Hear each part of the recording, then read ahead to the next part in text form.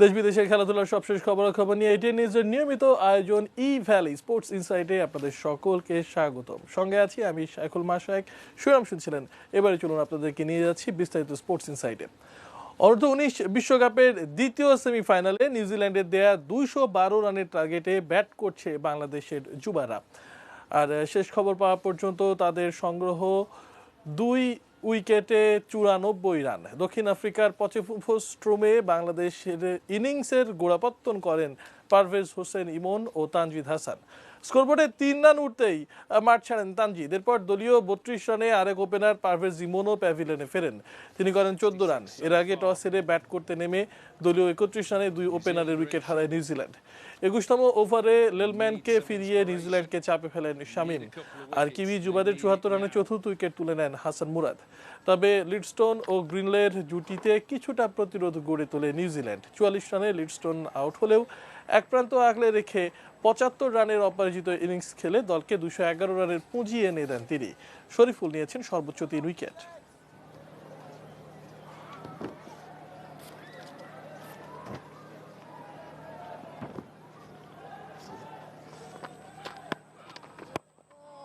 Bold and well played. এদিকে team বাংলাদেশের জন্য টেস্ট চ্যাম্পিয়নশিপ পরীক্ষা এবার পাকিস্তানে। দ্বিতীয় ধাপে বাংলাদেশের পাকিস্তান সফরে সিরিজের প্রথম টেস্ট শুরু হবে শুক্রবার রাওয়ালপিন্ডিতে, বাংলাদেশ সময় সকাল 11টায়।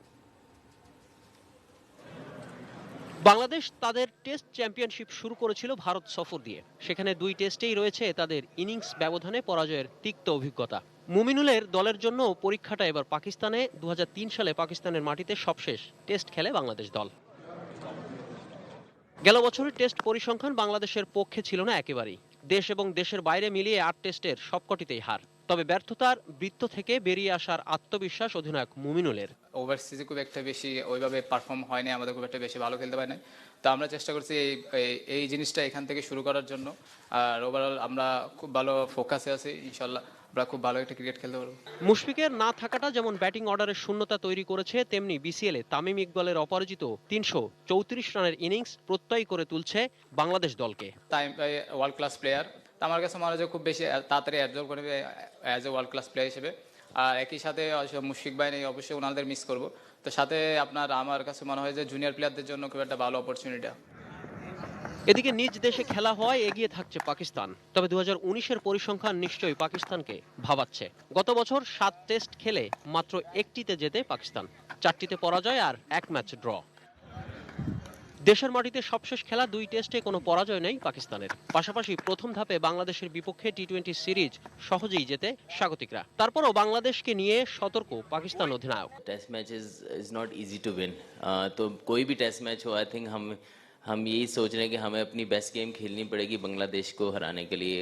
हम कितने तौर पे उनको इजी नहीं ले रहे। आई थिंक बांग्लादेश के अंदर स्टिल इवन उनके सीनियर प्लेयर्स नहीं हैं, लेकिन आई थिंक स्टिल उनके पास ऐसे प्लेयर हैं जो कि मैच विनिंग परफॉर्मेंसेस कर सकते हैं। Khairuzzaman, sports desk, ATN news. প্রতিবন্ধী শিশুদের জন্য বঙ্গবন্ধু জন্ম শতবার্ষিকীতে ক্রীড়া উৎসব শুরু হবে 22 ফেব্রুয়ারি। বিকেলে কারওয়ান বাজারে এটিএন বাংলা কার্যালয়ে অনুষ্ঠিত সংবাদ সম্মেলনে আয়োজকরা সমাজে পিছিয়ে পড়া এসব মানুষদের এগিয়ে নিতে সকলের সহযোগিতা চান। আর সবার প্রচেষ্টাতেই ভালো কিছু হবে সে প্রত্যাশার কথাই জানালেন এটিএন নিউজ ও এটিএন বাংলার চেয়ারম্যান ডক্টর মাহফুজুর রহমান। দেশে প্রতিবন্ধী জনসংখ্যার 7%-এরও বেশি। সরকারের তথ্য মতে এই সংখ্যা এখন 16,65,708। প্রতিবন্ধীদের মেধা বিকাশে প্রতি বছরের মতো এবারেও অনুষ্ঠিত হবে তাদের জন্য ক্রীড়া উৎসব। তবে বিশেষ এ সময়ে উৎসবের নামটাও বিশেষ মানুষকে কেন্দ্র করেই। বঙ্গবন্ধুর জন্যই আজকে আমরা এই বাংলাদেশ পেয়েছি। যে কটা কর্মকাণ্ড আমরা প্রতিবন্ধীদের নিয়ে করব, সবগুলি আমরা বঙ্গবন্ধুর জন্মবার্ষিকী উপলক্ষে আমরা উৎসর্গ করব। জাতীয় প্রতিবন্ধী ক্রীড়া সমিতি আয়োজনে এবারের প্রতিযোগিতা হবে ধানমন্ডির সুলতানা কামাল মহিলা কমপ্লেক্সে। 15 প্রতিষ্ঠানের 400 ক্রীড়াবিদ অংশ নেবেন 2 দিনের এই আয়োজনে। সমাজে আরো অনেক মানুষ আছে, সকলে যদি এগিয়ে আসে আমি মনে করি যে প্রতিবন্ধী মানুষের অধিকার বাস্তবায়ন হবে। শিক্ষার পাশাপাশি প্রতিবন্ধী মানুষকে খেলাধুলা সংস্কৃতি চর্চার মাধ্যমে তাদের উপযুক্ত নাগরিক করে দেশের উন্নয়ন কর্মকাণ্ডে অংশীদারিত্ব অর্জন করানোই আমাদের মূল লক্ষ্য। এমন আয়োজনে নিজেদের বরাবরই সম্পৃক্ত রাখার কথা বলছেন এ উৎসবের স্পন্সর। সুবিধাবঞ্চিত যারা শিশু কিশোর আছেন তাদেরকে যেন আমরা একটা ট্র্যাকে নিয়ে আসতে পারি, এই জন্যই আমাদের এই সমস্ত কর্মপরিকল্পনা। প্রতিবন্ধকতা কাটিয়ে ভালো কিছু করার জন্য প্রতিবন্ধীদের উৎসাহিত করার পাশাপাশি প্রয়োজন নানা পদক্ষেপ, আর সেজন্যই দরকার সকলের আন্তরিকতা, প্রচেষ্টা, বললেন এটিএন নিউজ ও এটিএন বাংলার চেয়ারম্যান। প্রতিবন্ধীদের সাহায্য করে তাদেরকে সমাজে ভালোভাবে বসবাস করার, চলাফেরা করার, সর্বক্ষেত্রে চাকরি বাকরি সব দিক দিয়ে যেন তারা অন্যান্য সবার সমপর্যায়ে চলে আসতে পারে, এটা আমরা চেষ্টা করে যাই। কিশোর জাহান, এটিএন নিউজ, ঢাকা। 3 ম্যাচ সিরিজের দ্বিতীয় ওয়ানডেতে আগামীকাল ইংল্যান্ডের মুখোমুখি হবে দক্ষিণ আফ্রিকা। ডারবানে বাংলাদেশ সময় বিকেল 5টায় শুরু হবে এই ম্যাচটি। প্রথমে 4 ম্যাচের টেস্ট সিরিজে মুখোমুখি হয় দুই দল, যেখানে 3-1 ব্যবধানে সিরিজ জিতে নেয় ইংল্যান্ড। তবে ওয়ানডে সিরিজ জয় দিয়ে শুরু করতে পারেন ইংলিশরা। 7 উইকেটের বড় ব্যবধানে ম্যাচ হেরে সিরিজে পিছিয়ে যায় অতিথিরা। এবার সিরিজ বাঁচানোর লক্ষ্য তাদের সামনে।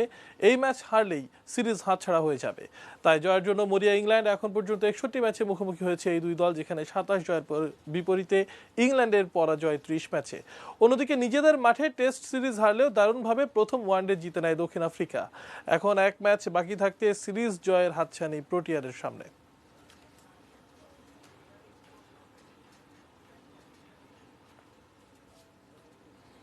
দর্শক, ই ভ্যালি স্পোর্টস ইনসাইডের রিপোর্ট জানিয়েছি, ছোট্ট একটা বিরতি, ফিরে আসবো আরো জানিয়ে।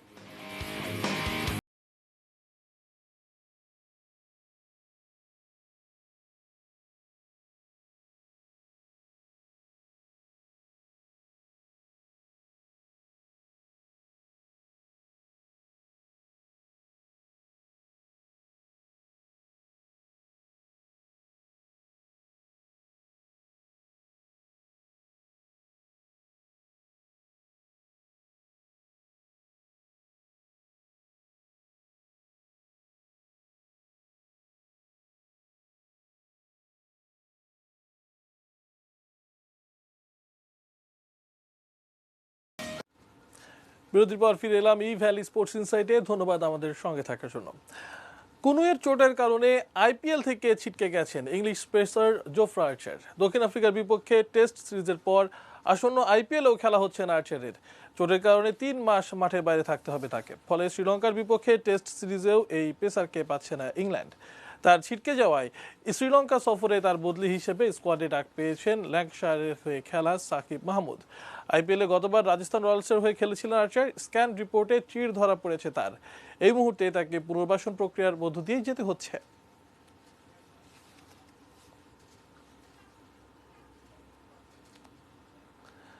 এবারে ফুটবল, কোপা দেল রের কোয়ার্টার ফাইনালে আজ রাতে আলাদা আলাদা ম্যাচে মাঠে নামছে রিয়াল মাদ্রিদ ও বার্সেলোনা।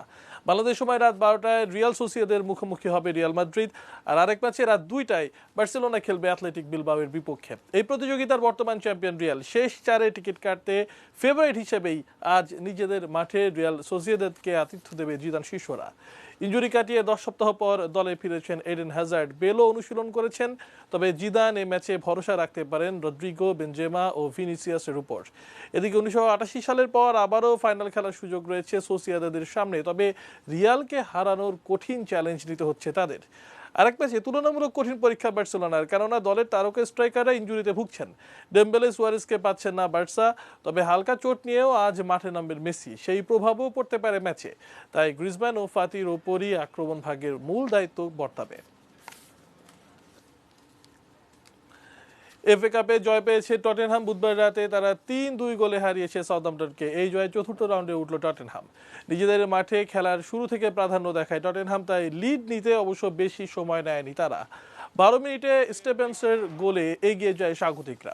34 মিনিটে শেন লং সাউদাম্পটনের হয়ে সমতা আনেন। বিরতির পর ম্যাচে প্রথমবারের মতো লিড নেয় সাউদাম্পটন। 72 মিনিটে ইনগেসে গোল করেন, অবশ্য এর 4 মিনিট পর লুকাসের গোলে সমতায় ফেরে টটেনহাম। আর 87 মিনিটে সান হাং মিন গোল করলে 3-2 গোলের জয় নিয়ে মাঠ ছাড়ে টটেনহাম।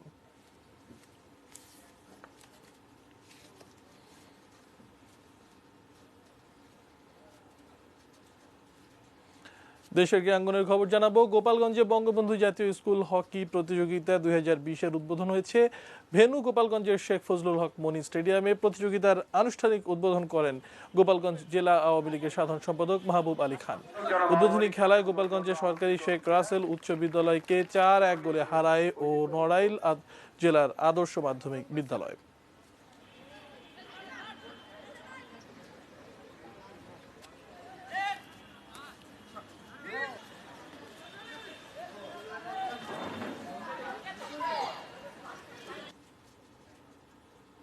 শেষ করবো ই ভ্যালি স্পোর্টস ইনসাইড। এবার এক নজরে দেখে নেব আজকের শিরোনামগুলো।